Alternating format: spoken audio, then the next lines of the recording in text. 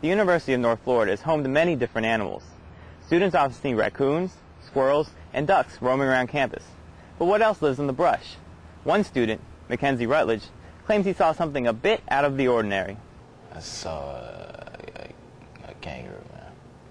You saw a kangaroo on the University of North Florida campus. Yeah, man, is it echoing or something, man? Yeah, I saw a kangaroo on UNF campus. When did you see this kangaroo? It was about 3 months ago. Me and my friend Lewis. You know Lewis, the man that's washing his drawers in the sink now, because, you know, UNF can raise price on the laundry. That's another story in itself. But anyway, to get back to the moment, me and Lou was just getting off work, and we was talking about the day we had, you know, and all of a sudden, you know, we walk in and we observe this noise, you know, and you know, it was a noise like no other noise. But I mean, Lou, you know how Lou is. Lou got scared, he grabbed my arm and stuff like that, and he was, you know, I'm scared, I don't know what that noise is. You know, I was like, Lou, hey man, don't even worry about that, man. See what I'm saying? Because you would have protected me. I'm from the north side. You don't understand. I seen stuff worse than that. You know, so we continue walking, and you know, Lewis still continue grabbing my arm, you know, like a little girl, and you know, I'm hard as nails. You know, and all of a sudden, man, I look to my left, and in the distance, I see a hopping animal. You see a hopping animal, a feline character hopping. And, you know, it take a lot to scare me, man. It take a lot to scare me. So, you know, if I'm shivering in my boots, then I actually must see something. And I look up to the distance, I see a hopping feline animal. A kangaroo. Hopping feline kangaroo. I was literally shocked. Literally shocked. Mackenzie's story was fascinating, and it seemed legit. But I wanted to know more about Mac. I decided to talk with some of his friends. First, I visited Bhavin Gopalji, one of Mac's college chums. So do you believe Mackenzie's kangaroo story? His kangaroo story? Hells no. Come on, that story is just ridiculous in itself now. So Mac has been known to be, let's say, ridiculous at times. Oh yeah, most definitely. You know something, I really think his late night job is really getting to his head. Because it's coming from the same boy who claimed that Jacques Cousteau was the president of France, and your boy, Jean-Claude Van Damme, was the vice president. So come on. If you could describe Mackenzie Rutledge in one word, what would that one word be? Ridiculous. How about 2 words? Extremely ridiculous. Next, I talked with Isaiah James, a friend of Mackenzie since high school. If anybody could give me some insight on Mac, it would be Isaiah. How long have you known Mackenzie Rutledge? I've known Mac, I guess you can say 6 years or so. We went to high school together, so we're pretty good friends. Have you ever heard his kangaroo story? Yes, I have. Actually came by my dorm room the night of the alleged kangaroo sighting. Sounds a little far-fetched to myself. So you don't believe the story?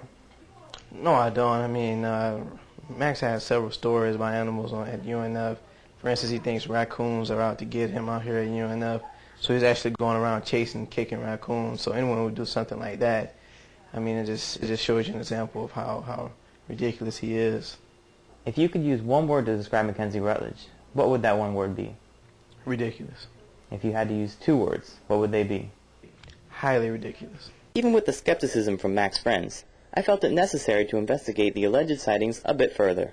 I touched base with Thomas Boyette, a UNF senior who often frequents UNF's nature trails.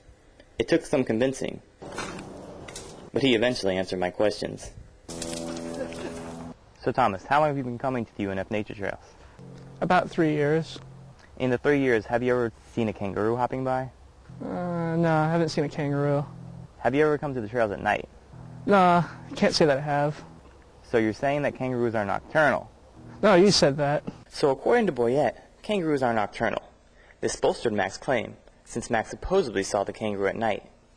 The thought of kangaroos lurking in the darkness gave me the heebie-jeebies. I decided to ask resident assistant Allison Moore a few questions regarding campus safety. What steps is the University of North Florida taking to prevent late-night kangaroo attacks? What do you mean, late-night kangaroo attacks? Well, a student claimed he spotted a kangaroo on campus, and since kangaroos are nocturnal, I was kind of worried that kangaroos would start attacking people at night. Well, first of all, I haven't heard of any kangaroos on campus. And secondly, I don't even think kangaroos are nocturnal. Andy, you're wasting my time. Kangaroos aren't nocturnal? Did Thomas lie to me? I needed to find out the truth about kangaroos once and for all. The Jacksonville Zoo seemed like the next step. The zoo just so happened to have a kangaroo, and a kangaroo expert, Deanna Bradfield. She answered all my kangaroo questions. A guy named Thomas Boyett claims that kangaroos are nocturnal. Is there any truth to this claim? They're actually crepuscular, which means they're most active during dawn and dusk. Has a kangaroo ever escaped from the zoo and hopped to UNF? No, not that I know of. They have gotten into the little doorway areas, but never out. You find anything strange about this interview? No. Hey, you know what? Do you think I could get your number real quick? No. Nah? Alright, it's cool. Nah, don't worry about it. Don't worry about it. Thanks. So there it was. Kangaroos aren't nocturnal, and to the knowledge of Deanna Bradfield, have never escaped to UNF. So has Mackenzie Rutledge been lying this whole time? Come on, Mac. Kangaroo, are you sure that's what you saw? I know what I saw, partner. I know exactly what I saw. As long as Matt keeps by his story, we may never know the truth. One thing we do know, however, is that Thomas Boyett, with his kangaroo falsities, is a liar.